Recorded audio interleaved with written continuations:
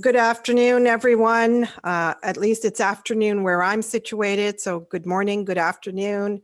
It's a beautiful Friday today, entering into a long weekend. We have lots to be grateful for. We have lots to give thanks for. Times are tough. As people with disabilities, we have realized how tough indeed times are. And however, through every difficulty comes ease is something I strongly value as a value, as a principle.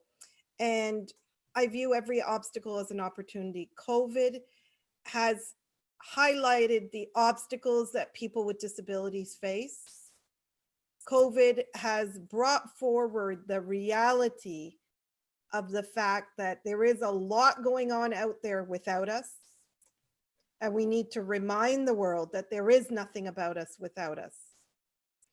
Although we have been, chanting the mantra that no one should be left behind, we have been left behind during emergency measures and recovery efforts through this pandemic in this country and around the world. However, as I said, through every difficulty comes ease, and with every obstacle, there is an opportunity.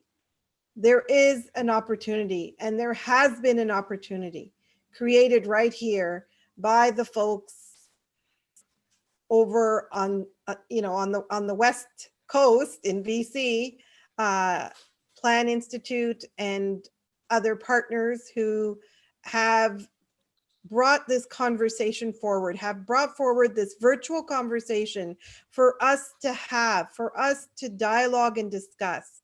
So Monday was quite the historic day.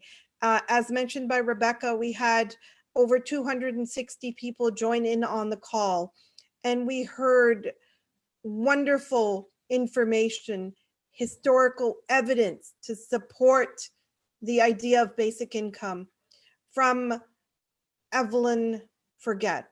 We heard ideas and suggestions and experiences from Sherry Torgman, from Guillaume Perrin, from responses from Stephen Esty. We heard from you in our smaller group discussions and through the chat. And we continue that conversation today.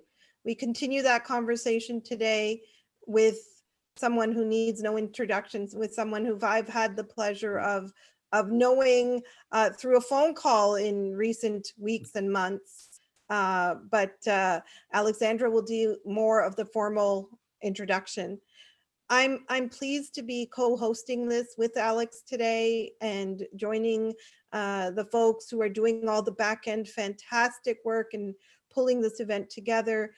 It is an honor and a privilege to be amongst like-minded people, amongst the disability community, the vast disability community from sea to sea to sea in this country, the vastly diverse disability community.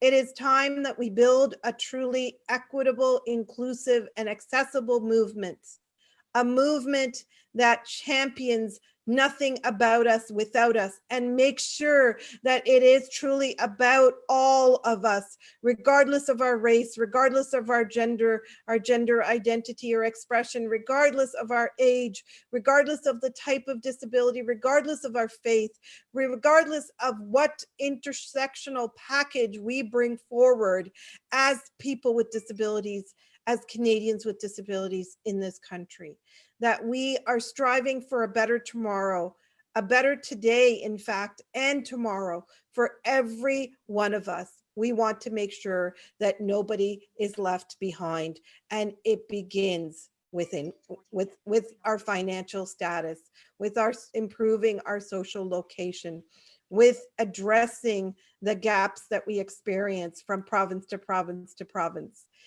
by bringing forward a recognition of basic human dignity, and basic human dignity that can be lifted up and guaranteed through such an income program.